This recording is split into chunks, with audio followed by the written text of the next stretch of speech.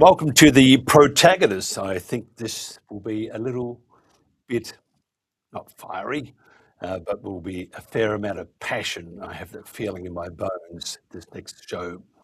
Tommy Robinson's May 16th Unite the Kingdom rally was enormously successful.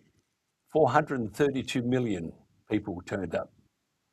But it was successful. I can hear some chuckling in the background already. That's not the noise we need to hear. But it was one of the largest gatherings the UK has ever seen.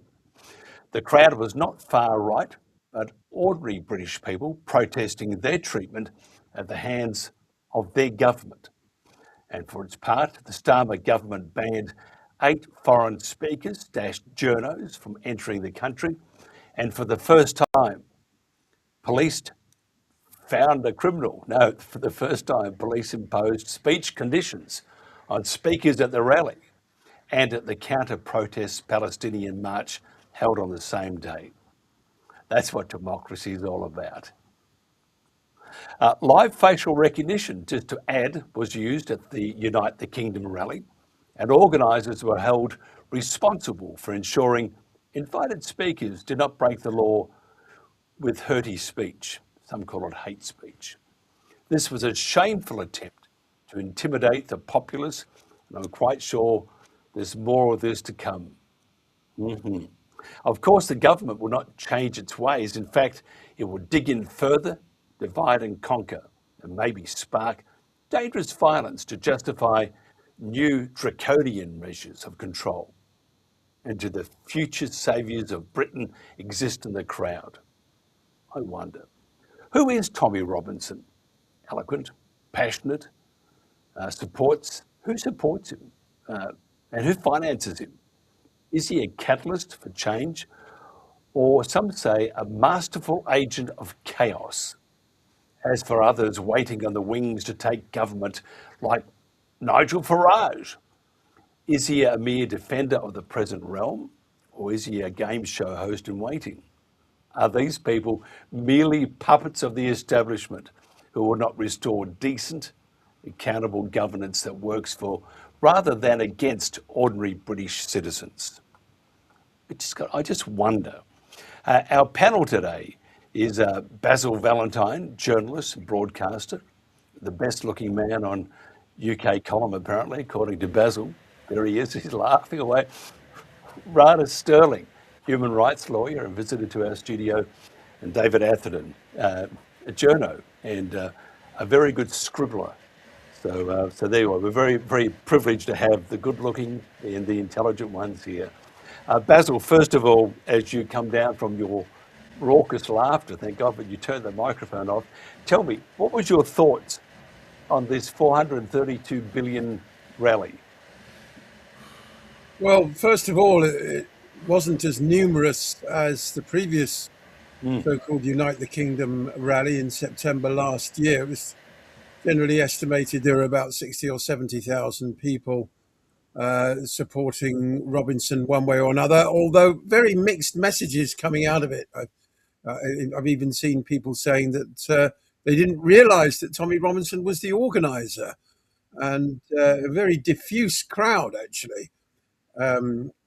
No single coherent message amongst the people on the Unite the Kingdom March, apart from the quite understandable frustration of largely working class people in Britain who feel politics has abandoned them over the last 30 or 40 years. The Labour Party, the traditional home of the working class, has become a metropolitan, neoliberal, and anything but representative of their interests. In fact, disdainful is putting it mildly.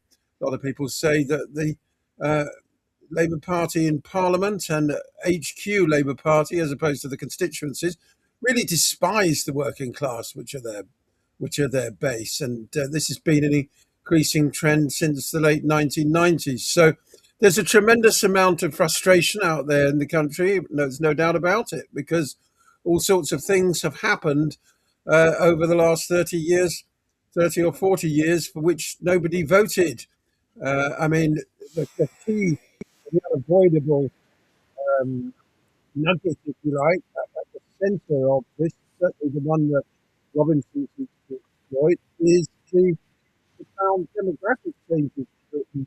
Well, it's not by illegal, but by legal migration, particularly from used to be called the new Commonwealth countries of South Asia and the West Indies. Although remarkably, I saw one marcher being interviewed defying the fact that back in the 1990s uh, we had cohesion amongst both the indigenous population of Britain and more recent immigrants from Commonwealth countries, black or white. And there were a few black people on the march. What there weren't were any Muslims, because Robinson has one central message, really, which is quite unabashed hatred, not just for the religion of Islam, but seemingly for large numbers of its adherents here in Britain.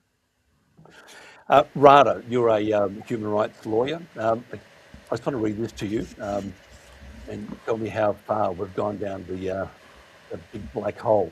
Ahead of the United Kingdom rally in central London, the UK Home Office revoked the ETAs, blocked entry for at least 7 to 11 foreign, they call them far-right agitators, journos and people with an opinion. They said that they justified their bans because their presence was not conducive to the public good, as they were coming to stir up violence and promote hate speech. What would you say to that? Do you think that they've gone down this big black hole and it's looking very, very dangerous? Because what happens next? I think it's quite the beginning of the future, essentially, of travel and freedom of movement. We've always relied upon the United Nations principles for freedom of movement, and we've always complained upon if our restrictions on us to travel have been imposed. And of course, countries are able to approve and deny visas, but I think we're seeing a sort of globalist China where um, a, a lot of different countries who share the same political views, whether it's the Western nations with the European, the English speaking countries, the Five Eyes, along with the EU, can just make a joint policy together not to allow certain people to travel. Now, we saw it in Australia with Candace Owens being denied a visa. We've seen it throughout COVID as well. And now I think we're just seeing in its infancy the future of being utterly controlled by our governments based on our political viewpoints and what we say in public. Now, these days, everything that we say is public by the way that we're on social media, that we communicate our views publicly, that we engage in public debate, discussion, and we're in the square, essentially. But if we say something that a government doesn't like, we could essentially be banned from not just Britain, but Britain and any like-minded governments at that moment. And I think that's really, really concerning. I don't think that people should be scared to say what they want to say about the world politics or the world, wars and whatever issues happen to come to play because they want to go on a holiday later in the year. And that's the kind of world that's being developed right now, that if you want, and I know a lot of my clients who want to go to America are extremely scared about saying certain perspectives. And that was during COVID, that was during Biden, and also now and for the future. They're afraid that if they say something now, the AI is going to record it and it's going to impact their ability to get a visa later. Yeah, I think it's we've gone down that big black hole, and I don't like I can't see the bottom of it at the moment. United Kingdom rally, David Atherton, was it really? It was indeed. I jotted a few mental notes in my head to adjectives to describe the event: joyous, happy, uplifting, multicultural. It was a fantastic day, and for me, a fantastic evening out. About 30 of us went down the pub afterwards and had a cracking night out down there as well. I what what Tommy Robinson has been able to do is he's moved the dial on the debate on immigration, and that's probably one of the main themes of the afternoon. How militant Islam is ruining Britain, what a threat it is to our national security, and what a threat it is to our culture. I'm not suggesting all Muslims, but I'm talking about a sizable minority who are openly hostile to Western liberal democracy and the Enlightenment. And I'm sorry, Tommy Robinson has been proved time and time again right, whether it's grooming gangs, whether it's the terrorist threat of Islam, whether it's the takeover of prisoners by Muslim inmates, also that vape shops and barber shops that proliferate our high streets are actually centres of crime. So this is the thing that the government really resents him about. And if I can pick up on the banning of people coming in here, it just sums up the Stasi-like, the authoritarian, the fascist approach that Keir Starmer has adopted. And it is simply because the establishment, the blob, the swamp, have lost the argument on immigration. I was just before I came on, I posted an ex-post about another 20 Pakistani Muslims who have been jailed for the rape of underage girls in this country. I've done some figures on it. 500,000 girls at least have been the victims of grooming gangs over a 30-year period. Tommy Robinson brings this into focus, and he gives an eloquent and articulate voice for the people that don't have a voice. And also, let me quickly say, a lot of the attendance at Tommy Robinson's rallies are badly affected. As was mentioned previously, if you put out a tweet for Tommy Robinson, I know people who have been fired working for the government for supporting Donald Trump, and if an employer or if you work in the public sector and you show your support for Tommy Robinson, you run a very high risk of being fired. It's absolutely appalling. Can I ask you, Dave, because you're a journo and a very good investigative journalist, how does Tommy Robinson eat? Who pays he pays for his board and his food? I sincerely don't know. I genuinely don't know. He's technically bankrupt. There was a case of the Syrian boy. A Syrian boy who accused of beating up girls and beating up other boys at school as well. And he was sued for libel and defamation, and he actually declared himself bankrupt. So I don't know who pays him. I certainly don't know whether it's Israel or whether. Although at the last rally he did refer to a benefactor in America who gave him $100,000 towards the event. But no, I don't know. And does it really matter? The question is, if Israel, for example, is paying him, who cares? He's... What an extraordinary thing to say, David. I mean, you just said you're quite happy because Robinson has led the British nationalist movement, if you like, down the blind alley of Zionism, which annoys an awful lot of people, really, because the two have got nothing to do with each other than a shared hatred of Muslims. I'm amazed you think it's perfectly okay. Oh, okay, but hang on a second. So Palestine has a right to a homeland, but Israel hasn't, despite Judaism being the oldest Abrahamic religion dating back 3,500 years in the land of Canaan. If you want to play who was there first, it was the Jews. I don't know. I don't want to play who was there first. I want to play international law, David. That's what I'd like to play. I mean, people ask, do you believe in the state of Israel? Well, first of all, tell me where its borders are, David. Could you draw them on a map for me, please? Because we can all see the endless expansionism into southern Lebanon, where, of course, the Israelis have been busy bulldozing churches, monasteries, schools, hospitals, and everything else.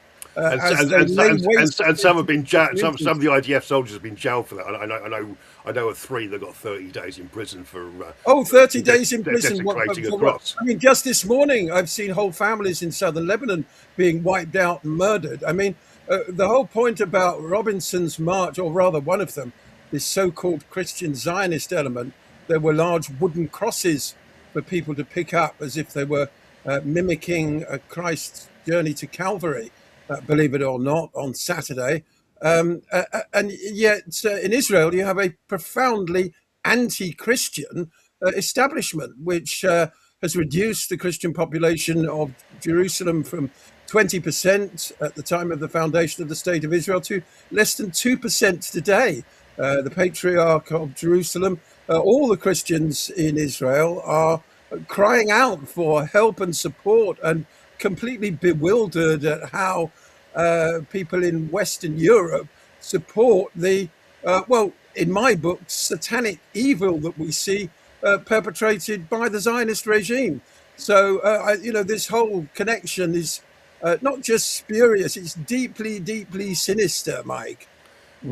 Right, well, hang on a second. Just one quick comeback on this one. There is an Arabic saying, after Saturday comes Sunday. Once we've dealt with the Jews, we'll come after the Christians. Well, I would say, though, at the moment, the Christians are being, if you look what's happening in Jerusalem, it's not the Arabs that are going after the Christians, it's the Jewish people Fine, okay, but if you're not honest answer, I'm not. I'm slightly aware of it, but I've never looked into it. No, it's pretty serious. I suggest you do, David. I suggest you do look into Zionist persecutions of Christians in Israel. And I would take it up with the Israeli embassy in this country. Sorry, what did you say about the Israeli embassy? I would take the matter up. Should it be proven there? Please do. It has been. There is footage of a French nun. As one example, a French nun that was bulldozed by a Jewish chap, fairly beefy, knocked her over, but then went back and kicked her in the head.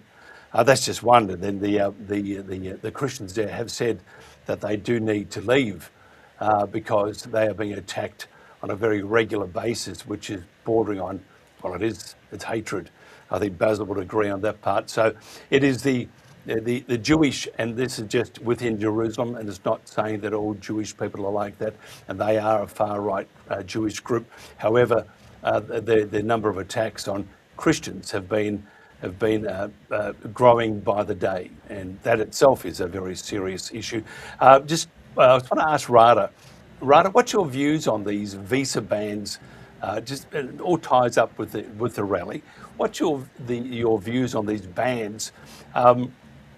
It would have created a backlash, but does the British government care? Just as in Australia, do they care that there's a backlash? They seem to be hell-bent on sanctioning or disrupting free speech and sanctioning those who support it. I mean, this current government has turned quite a lot of people in Britain into martyrs, essentially, locking them up for social media posts, ideology, support a certain political party. I think that the more they do that, the more people are going to naturally want to resist and protest that. And I think that the Unite the Kingdom rally is essentially just the front line of what so many people are feeling genuinely at home. Perhaps they didn't go to the rally, perhaps they don't want to vocalize their perspective, but I think we can see that attitude is shifting, and it's not just about letting Muslim immigrants into the country. It's about a changing country. And I think what we see from the Starmer government is this narrative that we should all be very happy with immigration. We should all be happy with multiculturalism. And they're relying on our history. They're relying on how we felt about immigration, how we felt about multiculturalism about 15 to 20 years ago. And it has changed substantially since then. And it's not just, it's not xenophobia, it's not racism, it's not just about Muslims who are being let into the country. It's about people from war zones. It's about a deep cultural shift. It's about people seeing a change in government representation, a change in staff at hospitals and banks and facilities, and they're seeing that they're ultimately becoming a minority in their own country. And I think that's where the protest comes from. You see crime statistics being presented. I don't know whether you saw Piers Morgan trying to sort of manipulate the statistics by presenting them in a certain way. And I think that deceiving people into this this narrative that we're actually very happy about immigration and multiculturalism as it stands today is just lying to the population, deceiving that, and it's just the whole COVID all over again. So I think, banning people for coming into the country to share their perspective, threatening people like Elon Musk. We've got France saying we're going to arrest you, we're going to jail you over, whatever you say from America. I mean, this is very concerning, but I feel like it's a lot of noise being made by a dying party that has no values that British people overall support. So now it comes down to more, how are they strategically going to get what they want? Because they're coming up against a beast, essentially. And very much like we've seen in the United States, and I think we're a little bit further behind. But I think what we see is the strategy, the political strategy. And it's going to come down to someone who knows how to win elections.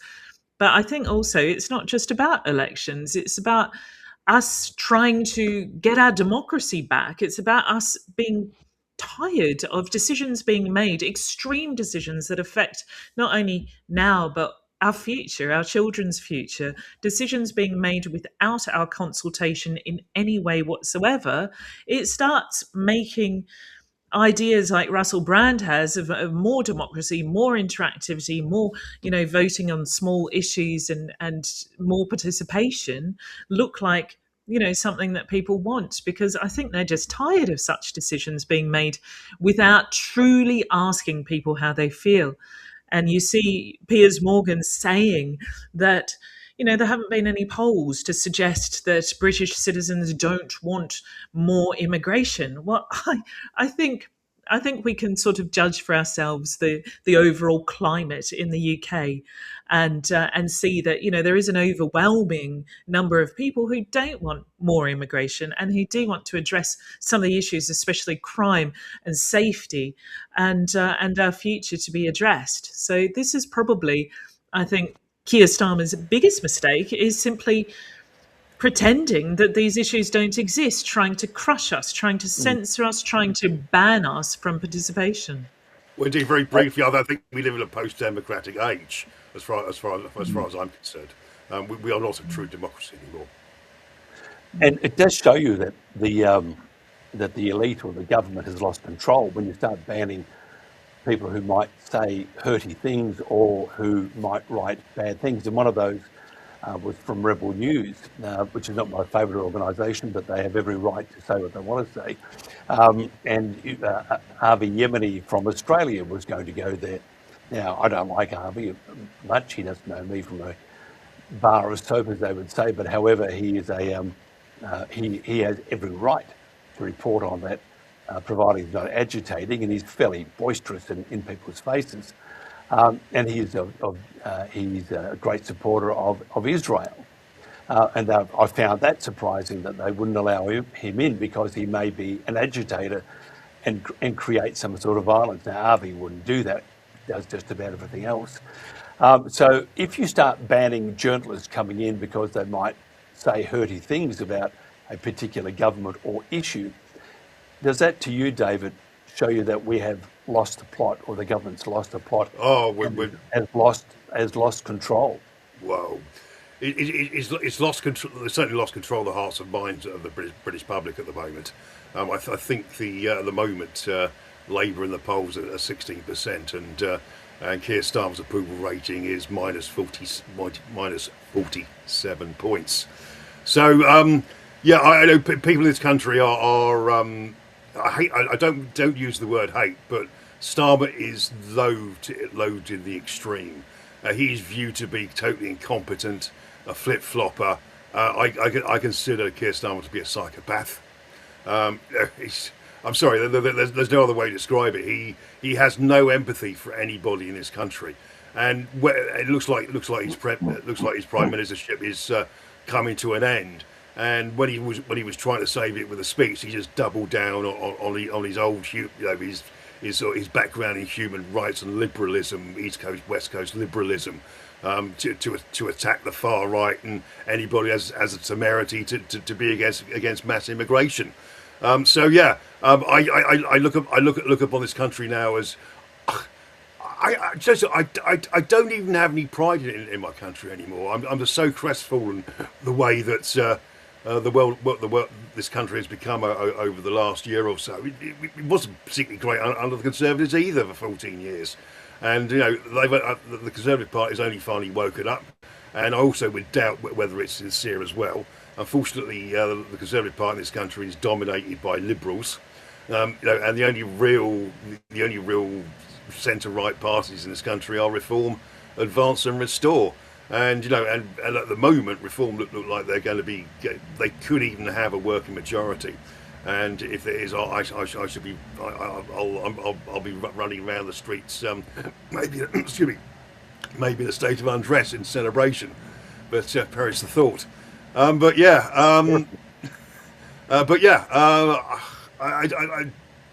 that was the thing I liked about the Tommy Robinson rally, because you actually came away feeling optimistic. That I was not a lone traveller in the world, and there's millions of people in this country who share my views. Basil, I have and we talked about it last time, and I'm not going back on this by any stretch. It's very hard, isn't it, Basil, to work out who's the good guys and who's the bad guys, especially the higher they go up the ladder. Now, if we have the bad guys and the good guys all on the same page, and they want to, and if you look at 2030, and I haven't taken much notice of it, but they are all in a hurry to achieve something. If you want to weaken the opposition, if you want to create some dissent and get what you want, you create chaos. If you look at the chaos, you've got Donald Trump, they're going to bomb you, we're not going to bomb you. We've wiped out every ship there is. Oops, there's some more there. It creates chaos. If you look what's happening with, say, the rally in the UK, it created chaos. There was a chaotic end of it, because we're talking about things now that we're not all that sure about. If you look at immigration, it's chaos. If you look at the war in Ukraine, it's chaos. Look at what's happening in the EU. It's all chaos. Do you think, this is just a thought, do you think that perhaps the reality of what we're seeing is not all that real at all? It's smoke and mirrors, an apparition. It's a bit like the Mad Hatter's Tea Party in many ways. Do you think that they are trying to create chaos and dissent? So the old divide. We will divide if we conquer. If we divide the people, and they're dividing everybody. But they're on different issues. So at the end of the day, you have one person who may agree with that, disagree with that, and if they're all on that same in the same barrel doing the same thing, you have chaos, and that's what they want, in my opinion. They want chaos because they can achieve many things if we're not unified. So back to Tommy Robinson, do you think he was part of chaos? If you look at Israel, they create chaos. Look what's happening in Lebanon. Look what's happening in other parts of the Middle East. Chaos. What's the end result? And if you're looking at, say, 2030 as a point to move towards, are they all in the same part of the plane moving up towards a pointy end for that grand finale, which has had all the acts beforehand, started with a C, ends with an S, chaos? Is that how you see it, or is it a little more deeper than that? Well, it's a lot to unpick there, Mike. I think a lot of people feel that over the last 5 or 10 years, the world has become a more chaotic place. We've seen a lot of the norms, protocols and understandings that have been in place since the end of the Second World War gradually ripped up one by one.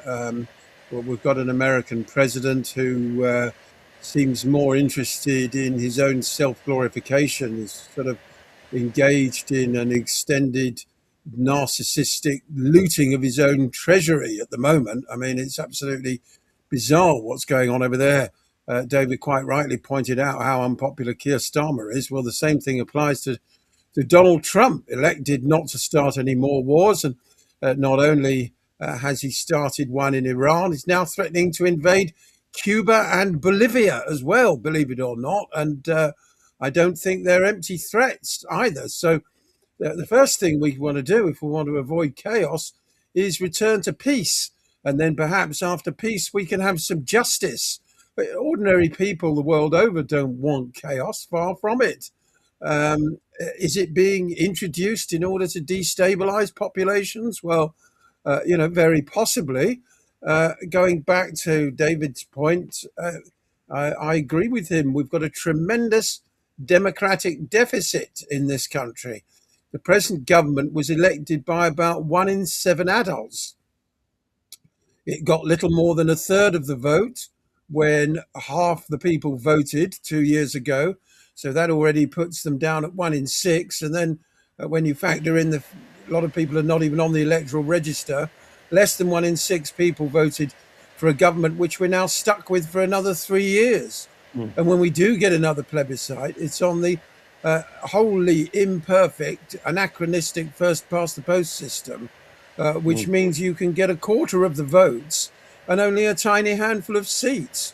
But that there's a tipping point up around the 30% mark where you can suddenly form a majority in the House of Commons, whereupon you've got carte blanche to do what you like, whether it's irrevocably changing the demographic makeup of Britain via immigration, or for that matter, destroying the fabric of our countryside, as this government planned to do, by building hundreds of thousands of shoddily built residences over the green fields of southern England, creating new towns and completely changing the relationship between our rural and built environments, quite apart from the prancing around on the international stage that the likes of David Lammy and Yvette Cooper get to do, with, as I say, as far as I'm concerned, no mandate whatsoever.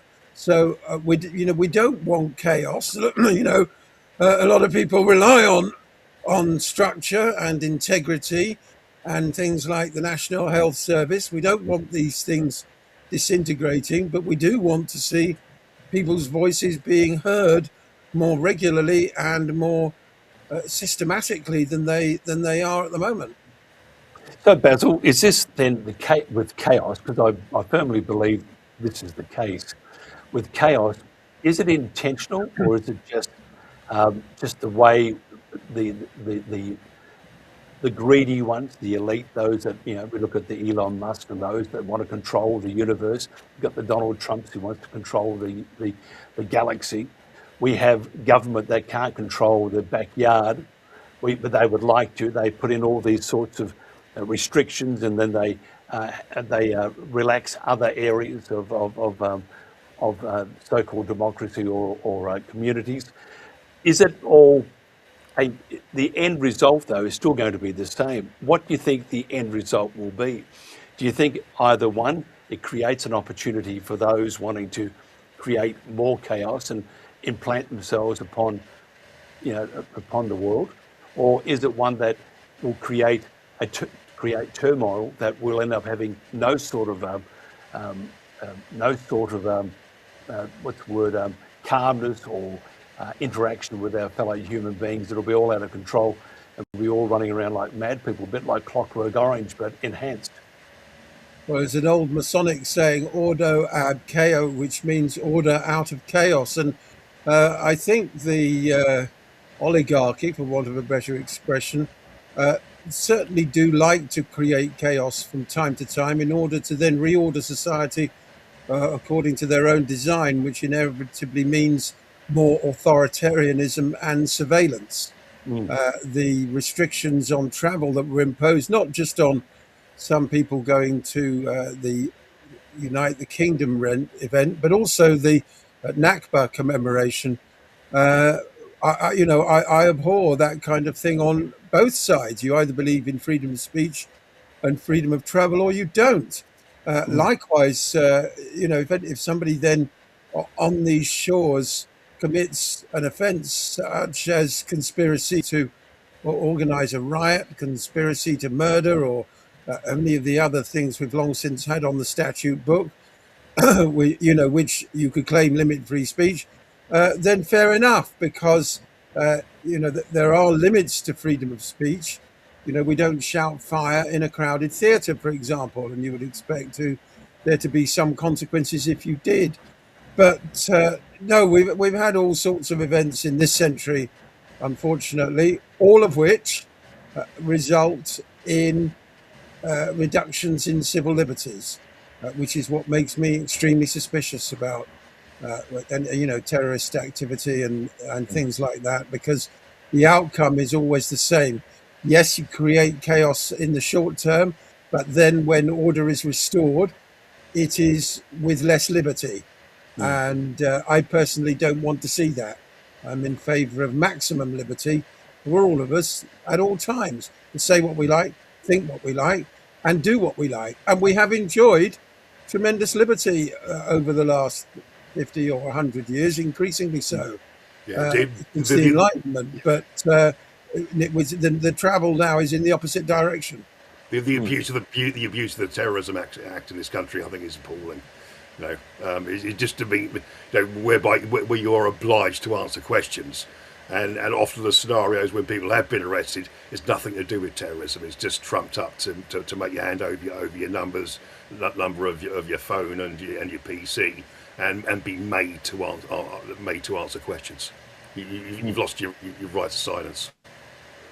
Rather, the manipulation of humankind from various governments, and I believe it's I think there's an end. The working towards an end, towards the pointy end of the plane, and I don't know what it will be. I have a feeling that it's going to be there, because you look at COVID. COVID was an exercise, and they learnt where they went wrong. They worked out where they went wrong. And next time they're going to make sure they don't go wrong. And if you look at the increasing barrage of viruses that are attacking us, from Ebola to other, that ship that was off the US that had what was it called, that rare virus. All these things are there, and they always mention there are no vaccines for it. But alas, they might have one hidden away. Oh, guess what? Warp speed Mark II, and we've got another vaccine. So you look at the manipulation of humanity by, whether it's government, whether it's by big tech, big pharma, whatever. And there is a manipulation there, and I think they are creating such a whirlpool of chaos or understanding of what's happening. I think it's falling right into their lap. Do you think, though, that people are now understanding this, but do you think also it's adding the fuel to the fire? The communications that we have that we never had before, we know exactly what happens anywhere in the world at that particular time.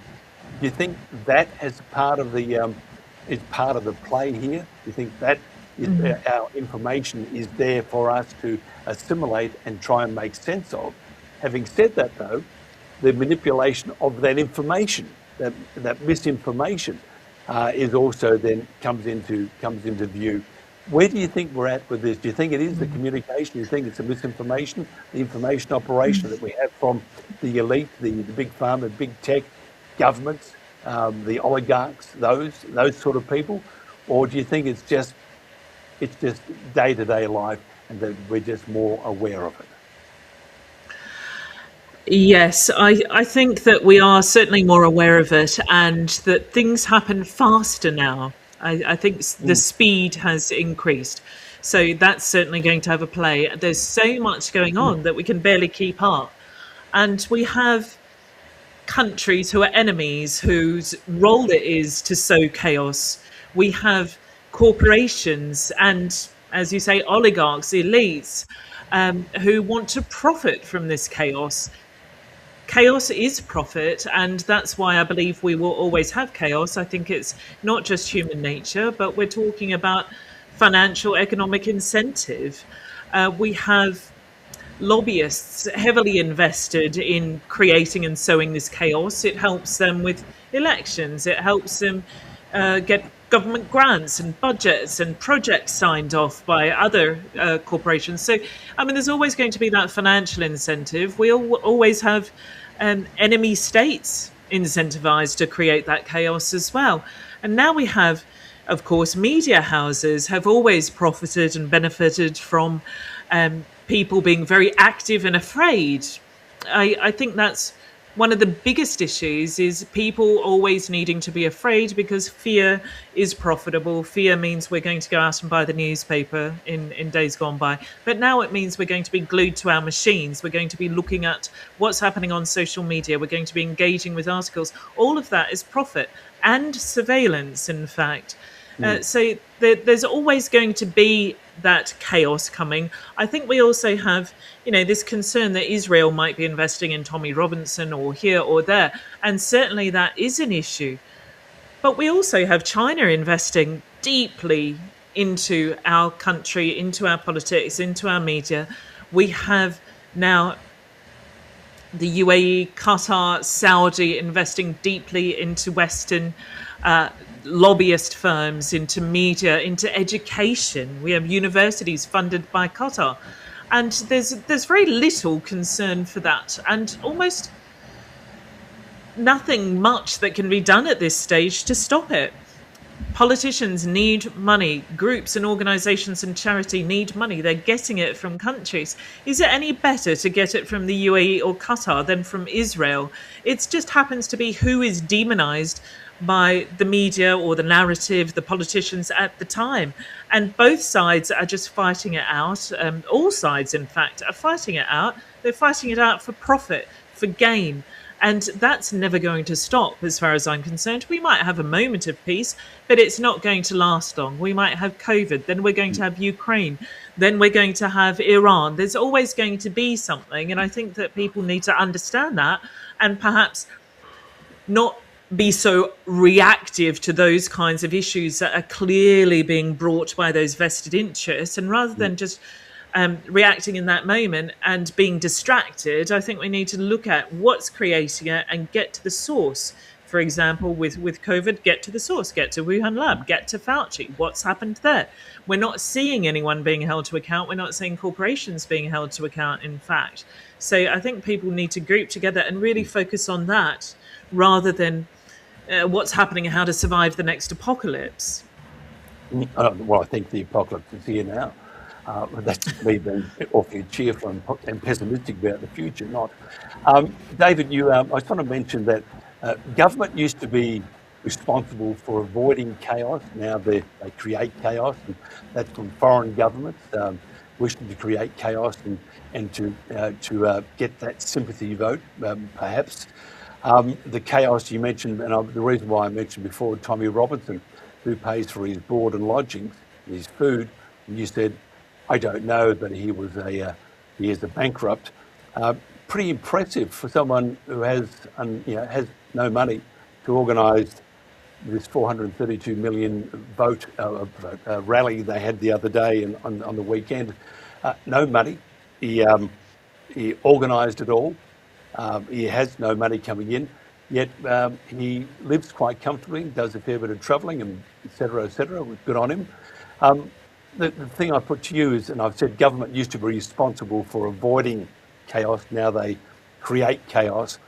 I would probably dare say that this rally, if you look at Tommy Robinson and his background, there's an excellent chance that this rally was organised in joint partnership with probably with Netanyahu's mob, and you look at also because you received a donation, as you mentioned, of 100,000 from a anonymous person in the US. Perhaps that was CIA.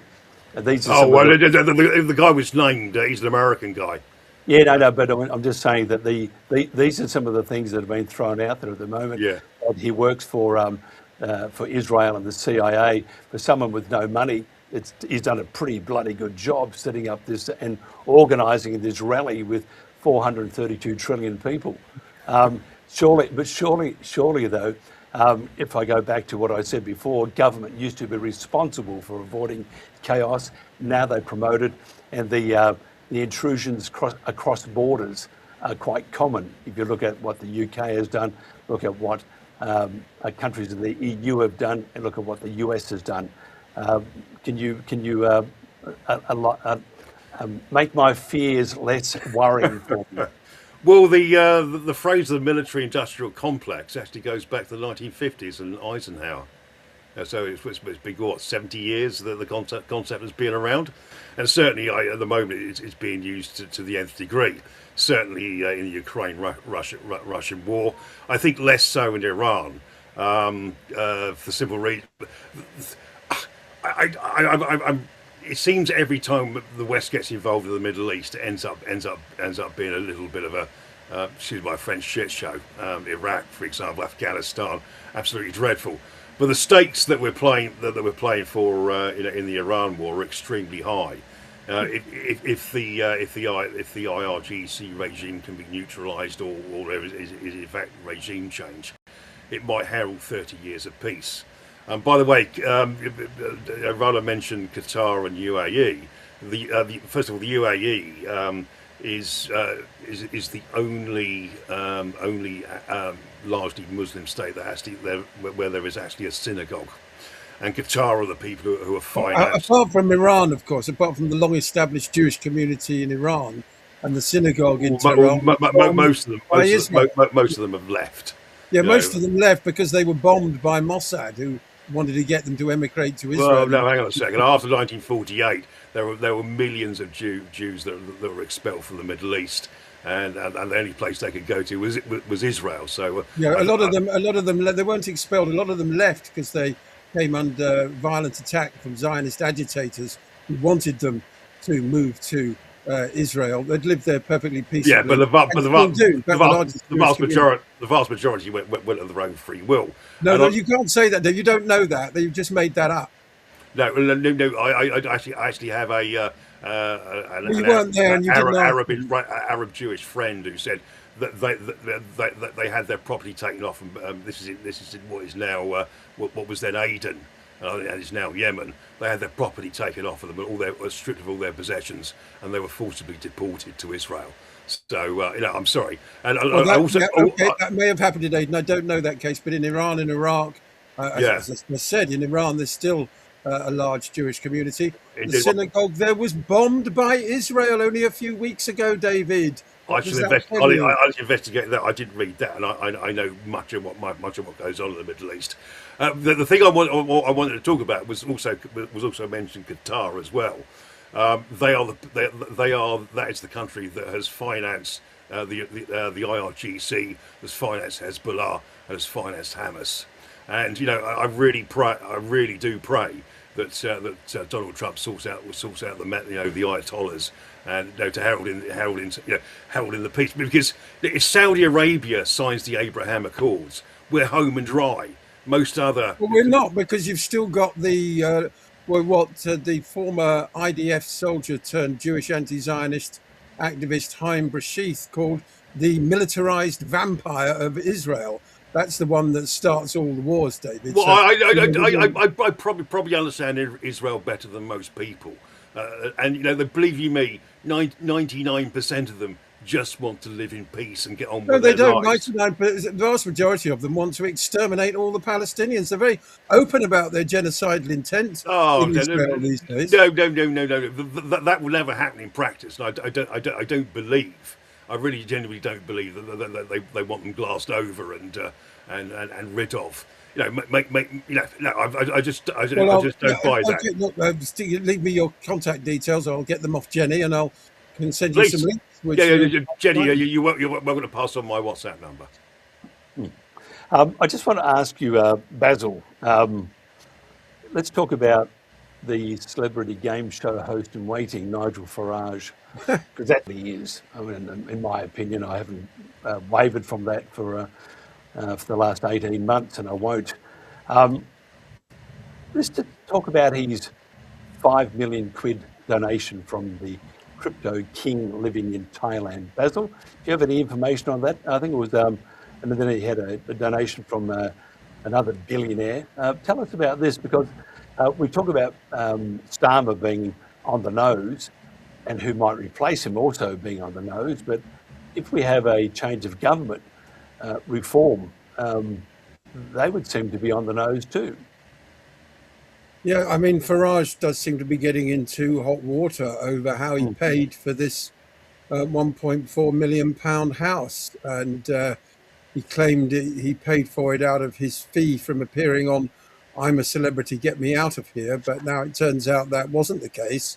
And he's been in receipt of what are clearly political donations, which he hasn't declared in the right way. So I don't know whether this is going to sink him permanently. I don't think it'll make much difference with his supporters, who probably couldn't care less where he gets his money from. But in terms of wider public opinion, or possibly a sustained campaign by the media to bring him down, it could be very damaging. I'm afraid to say that, as in the United States, British prime ministers, like American presidents, are selected rather than elected. And I think Farage may have the seal of approval from the UK national security state to become the next prime minister, in which case this scandal won't be allowed to affect his long-term chances. But I'm guessing as to that. Yeah, I'm just thinking that perhaps Nigel's in a spot of bother, and I think he will be. And everyone assumes that Nigel will be the next Conservative in inverted commas prime minister, but I don't know. There's 2 or 3 years to go. If you look at the leaders of the free world, and you look at Donald Trump, he's just initiated some lovely little tax concessions for himself that you can't investigate me ever, which is not a bad little one to have. Then you have the Nigel Farage, inverted commas, indiscretions. Then you have the Keir Starmer indiscretions, and you have all sorts of things. It would seem that those in power, and if you look at the Middle East, the same thing would apply to them. The same in power. There's no scrutiny, no declaration of honesty, and there's no accountability. So if there's none of those, no scrutiny and no accountability in particular, it doesn't augur well for the future, does it? It's interesting, but I mean, the way I see it is that if we scrutinise these people for donations received, there is always a loophole. And I see the same thing in Australia, that's limited the amount of donation you can take from any particular individual or group to 4,000. And of course, all of the lobbyists crop up and say, well, just pay the lobbying firm and they'll do whatever job is required to get the next person elected. There's always workarounds. And I think probably people, the public, aren't too focused on that unless it's a donation from someone sinister or a very, like a Chinese spy, for example, or a Russian this, or, unless it's going to be from an organisation or group that has a very concerning agenda. I don't think the general population is too concerned about this. Of course, I mean, look at America. That's just a whole new story, isn't it? With insider trading and everything, which is obviously very concerning. Decisions are being made, obviously, with profit and incentive in mind. But even if they don't take the money now, there is always other incentives. For example, Tony Blair. Do you think that he was incentivized somehow for his post-political career to make certain decisions while he had power and while he was in office? Of course. And I think that's always going to be the issue, whether money is taken right now or the promise of money later. Yeah, I agree, David. I don't know which. I suppose they're all putrid anyway, whether it's US, UK, Australian politics. Look at the EU. If you want to see the Mad Hatter's Tea Party and Clockwork Orange combined, there you are. It doesn't augur well for the future, does it, David? I mean, we have the ones that we look up to, or some used to look up to, the leaders of our country. For example, Donald Trump, in our case, Anthony Albanese, Keir Starmer, and all those others in waiting, preaching that we need to be better people. We need to, do the right thing, and yet they're not.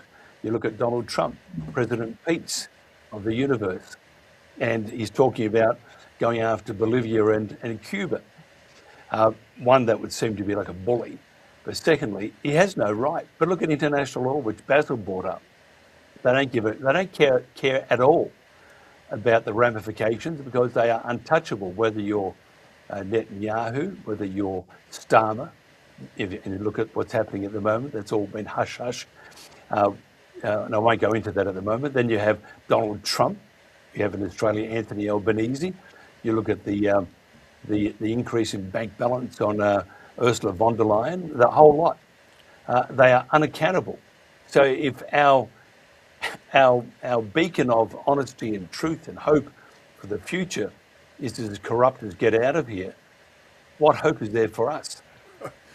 Well, I suppose it depends on the individual that's involved here at the moment. But at least with the internet these days, we have more transparency. And if I just do we have that transparency? I mean, it has been manipulated most likely to suit an agenda. So the transparency on the internet is highly flawed, but the transparency isn't from these people who are in charge. In what way is it flawed? Well, I mean, if you look, okay, I'll just use one as an example. Climate change. There's one. The world's going to boil, freeze, all that sort of stuff. But the point is, where I read the counter arguments on climate change is on the internet. But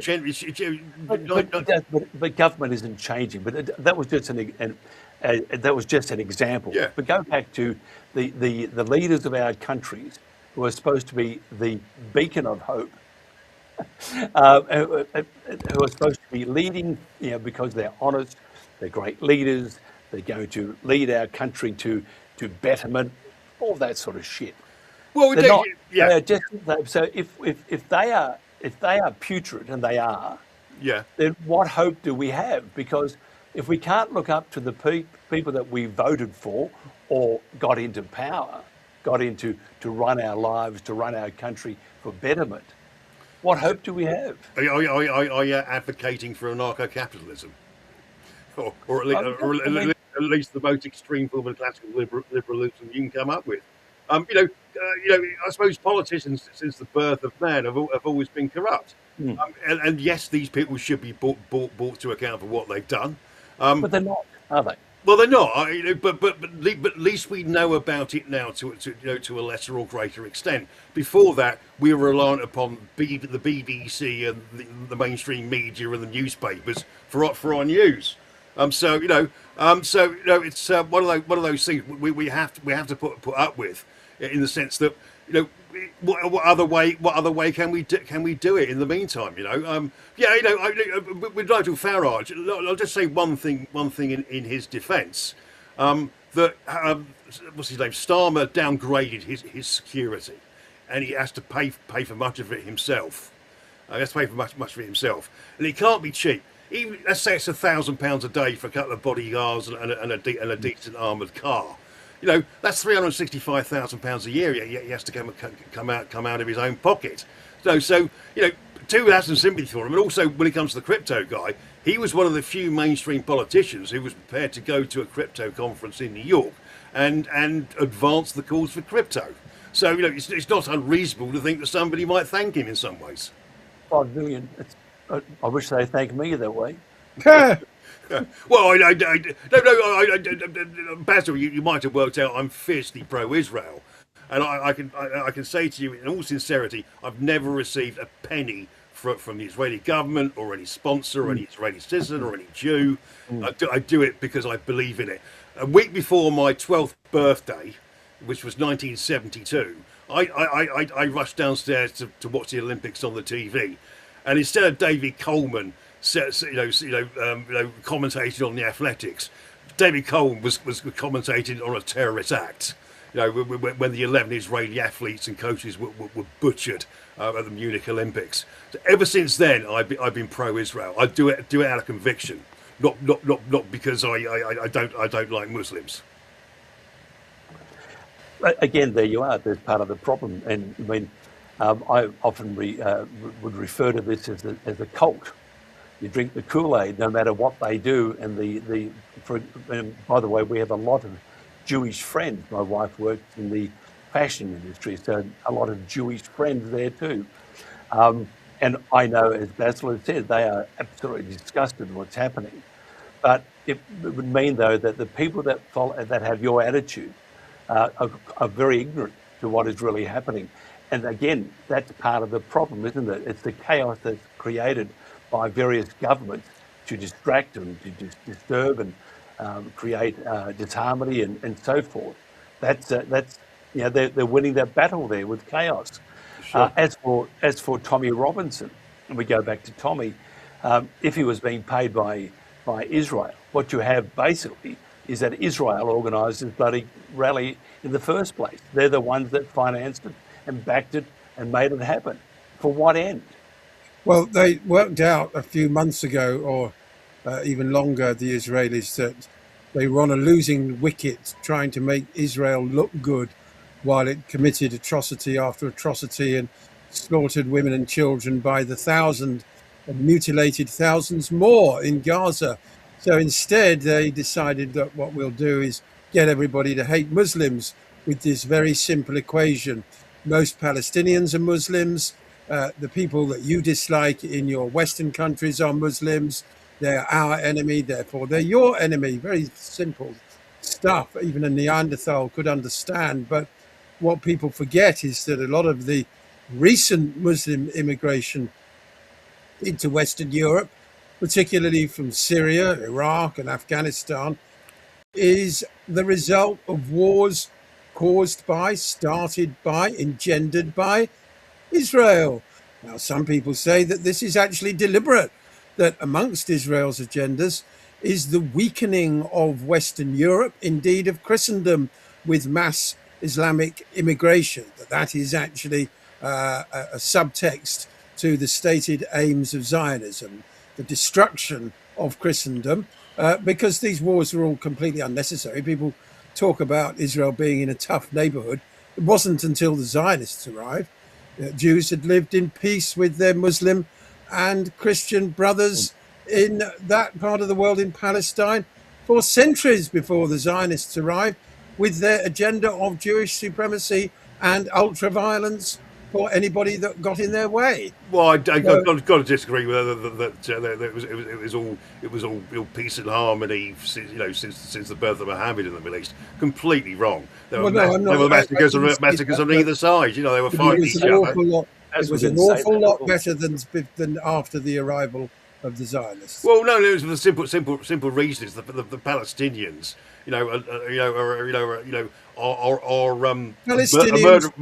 murderous group. Palestinians welcomed Jewish refugees into their homes, only, as is the case with the Hadid family, to find that the Zionists had changed the locks after they'd welcomed them into their homes. Read a copy of Ilan Pappé, in the late 1940s. Read a copy of Ilan Pappé's The Ethnic Cleansing of Palestine. The Grand Mufti met Adolf Hitler in November 1941. And he did not want. And Hitler also did deals with. You've heard of the Haber Agreement, haven't you? Hitler also met with Zionists. Hitler was a Zionist. He wanted the Jews out of Germany, and he was but he didn't let them leave. He didn't let them leave.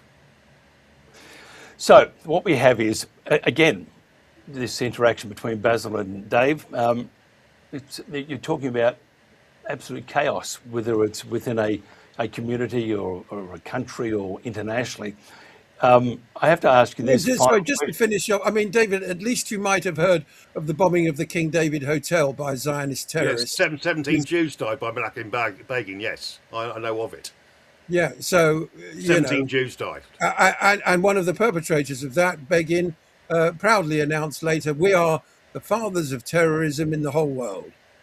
And he went on to be a democratically elected prime minister. No, What Nelson. does that tell you? No, What does that tell you? Nelson Mandela is rightly thought to be a great man, but he was in jail for 27 years for opposing apartheid. He was jailed for planning the planting of terrorist bombs in department stores in South Africa.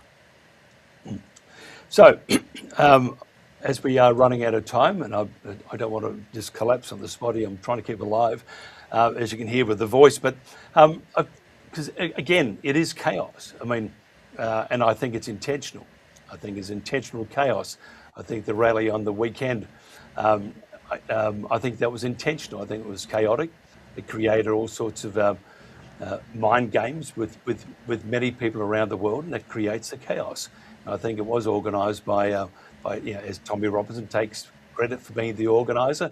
However, Tommy Robinson has to receive his money from somewhere, and I believe that was either from the Central Intelligence Agency in the US, along with Israel, or just Israel. And if that was the case, then you have a massive protesting immigration malfeasance, you might say, or illegal immigrants organised by another country. That itself has to be questioned. But again, it's all chaos. And rather, to wind this up, the question is government doing more dividing and conquering? And are there more opportunities for creating chaos? And if they are, what's the end game? I mean, if you just look at Keir Starmer's comments about the Tommy event, I mean, immediately he was divisive. Immediately he said that basically people who turned up or were in support of the cause were racist, xenophobic, and what else did he say, David? I think there was a whole list, but it was extremely divisive. And I thought...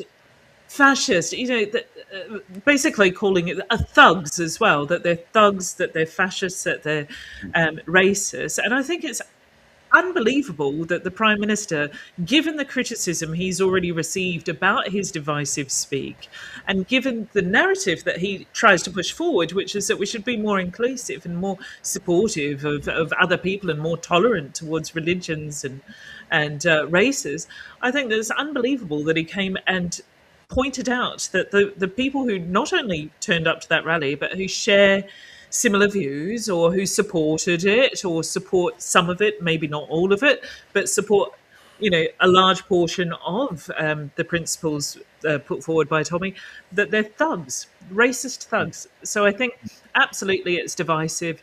He clearly got advice to say that because it would activate support from his particular constituency, which he's looking to gain support from. That's all it is, a political move. So definitely, of course, they love that chaos. They love stepping in when Starmer loved it when he could turn around and say, actually, Donald Trump, I'm not going to support the war in Iran. Chaos. And he was out there every day making speeches. So, of course, they love it. Of course, they prey on it. They create it. They controversialize normal citizens or, members, journalists, reporters, investigators, people like Tommy. If he was funded by Israel or America or, whatever, what we do know is that there was a time that Tommy was saying exactly the same things that he's saying today, and that he genuinely believed that from the bottom of his heart, and that, it's up to us to look at the narrative and look at the evidence and make our own decisions about that, regardless of that sort of interference. And I think we have the data and statistics and intelligence now and the access to alternative media to be able to deliberate that ourselves. So I'm not as concerned about that as I used to be with, external funding, because we have that sort of access, because, as you say, we're not just dependent on the BBC. And I think what we'll see is governments absolutely doing what they always do, politicians doing what they do, maximising problems, maximising drama, exaggerating issues like they did with COVID, like they did with, everything under the sun. Anything to get through new policy, anything to get through more taxes. We're going to see that. We're going to have to fight for it on a case-by-case basis for the rest of our natural lives. David, and I did mention Tommy Robinson, I think, and by the way, anybody who went to that rally had every right to do so. They have a right to have a voice, and that's what government seems to not want by banning those speakers and journalists from coming into the UK to report on or to be part of a particular rally. Smacks of censorship beyond all belief. But government does like chaos, doesn't it? Because it creates the divide between one person and the next person. Divide and rule, basically. Divide and rule kind of What's principle. the end game though? What would because if you look at the UK and the US and all, it's all coming together now. Censorship, control of the internet, yada yada yada, all happening in one go. You have international law just brown-eyed at. If you don't know what that means, look up and go to Wikipedia. It's not a very nice look, but they do those things. They are snubbing international law. Look at the killings, the mass killings in the Middle East. No one is really concerned anymore. Look at the Middle East, the Iran stoush. It makes news, but people are more concerned with something else. So it sort of goes off the radar. This is all part of, I think, what government is trying to do. The internet itself is being controlled in many ways, and what I'm saying now will probably disappear. We've seen our own numbers. We have no idea how many watch us or listen to us. Our numbers get wiped off in front of us. So all this sort of stuff, it feeds into the chaos because you're worried about that, you're worried about that. Is this the end? So governments do that very well. So what is the end game of governments creating the dissension, the divide with their own citizens? I was just thinking it through as you were talking to me. Is the government using George Orwell's 1984 as a blueprint? Is that where they want us to end up with? No free speech. Starmer's talking about digital ID, which has been compared to the social credit system in China. Is it that they are trying their very best to regain the initiative from the citizens who can now freely communicate with each other, and create a society, as I say, that's post-democratic, and where we will become vassals and serfs of the state. Is this communism and Nazism on steroids? But why does the government have to retain the initiative with their own citizens? Oh, for the simple reason it is the political class are different to us. They love big budgets. They like the power. And most importantly, they love being in control of situations, and more importantly, us. And that is their aim. And they've lost the initiative, in my opinion, with the internet and social media. Well, an information operation is always used by a particular side to convince their own citizens that what they're doing is right. If you look at Bell Pottinger, that fell apart dramatically about 20 years ago. Basil, if they use if they're using an information operation, but the enemy are their own citizens, which it would seem to be, and that we have an intrusion from other governments controlling, for example, if you believe that Tommy Robinson worked for Israel, then Israel, they were the financier and part organizer of the rally that was protesting against Muslim immigrants. And you have them then becoming part of a country's direction and doing that quite underhandedly. So what's the end result with this chaos that governments are creating at the moment? Because they don't need to retake the initiative with their own citizens. They need to be working for their citizens. But if they're creating all this chaos with hatred and free speech, decimation of free speech and so forth, I don't understand what the end game is unless they want perpetual chaos to have the upper hand. Well, the end game is control, really, more than anything else. I mean, you mentioned the Israel lobby. I mean, they finance politicians all over the world of every hue. Labour Friends of Israel, Conservative Friends of Israel, Liberal Democrat Friends of Israel, all very well-funded lobby groups, because they like to always be on the winning side and to, crush or marginalize any dissent. But the end game, Mike, is control. That's whether it's the Israelis, who are one phalanx of the oligarchy, or other groups that want to dominate and control people's lives.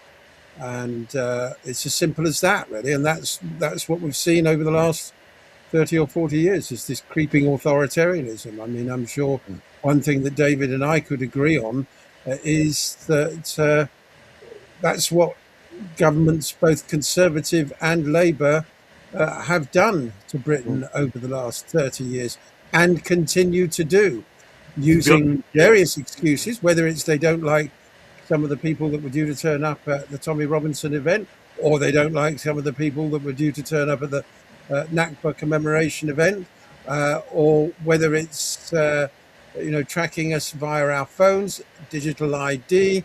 All these things create, well, what the Home Secretary called a panopticon of control and surveillance. And, one of the things we've got to fight against in the coming years is precisely that. We need to get this dreadful Palantir company out of the NHS and out of all government contracts. And, in general, we've got to resist digital ID. Of course, they say it's going to be voluntary to start with, but that's usually the thin end of the wedge. And if you believe that, I've got a bridge to sell you, so we've got to be on our guard. But I don't fear this sort of general anarchy, Mike, that you seem to. I don't know. Actually, I do know. I believe, Havori Morich and I, when we were at TNT together, we had a similar look. It's a big train coming towards us. It's not the light at the end of the tunnel. But again, who knows? I mean, the smoke and mirrors and the distortion of reality is right there in front of us. But what's real and what's not. I have to thank you all for being part of the protagonists today. Basil Valentine, journalist, broadcaster, and the best-looking journo UK column. I can almost say that without laughing. See, there you are, misinformation all over again. Basil, if they want to find out more about you, how do they do that? I'm on UK column again on Friday at 1 p.m. and also on the Sunday Wire with Patrick Henningsen. Well, there's two very good-looking men. I can't include Hesher in that one. Ryan McLean, I can't, because he's not as good-looking as you and Patrick. Rada Sterling, human rights lawyer. If somebody wants to find out more about you, how do they do that? They can just go to my website, radasterling.com, or find me on social media, same name. And David Atherton, journo and great bloke. How do they find out about you? I never knew today was going to be so spicy. Well, actually, no, Jennifer did warn me, actually. But on X, I'm at Dave Atherton. Simple as that. You know what, man? Here's the thing. It's if you have an opinion, you should be able to say it. Yeah. If it's as simple as that. If you don't want to hear it, walk away. Well, if someone like Basil says something about the way Christians are being treated in Israel, I would take it seriously. And I'll get my number off Jennifer, and we'll have a chat about this maybe this afternoon. I don't want to big myself up here, but I do know quite a few Israelis, should we say. No, it was actually on even I think 60 Minutes covered it from the US. No, the ABC, one of their weekend shows, they actually covered it. Yeah, not like trust liberal outlets like that to a greater extent, but I'm sure there's a German. I did read very vaguely something on X about something going on about Christians in Israel. Well, there's criticism of every country when you think about it. I mean, look at America, look at Britain, all over the Middle East. I'd expect terrible things to happen in all countries, frankly. But it's good to know about them. Yeah, indeed. Yeah. Yeah, I think it is too.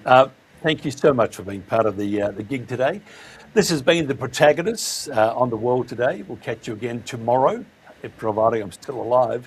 Good whiskey will fix that up. I've had one in my case, but I'm going to have one. I can't wait in about 15 minutes' time. Take care. Be kind to your neighbours. Be kind to yourself.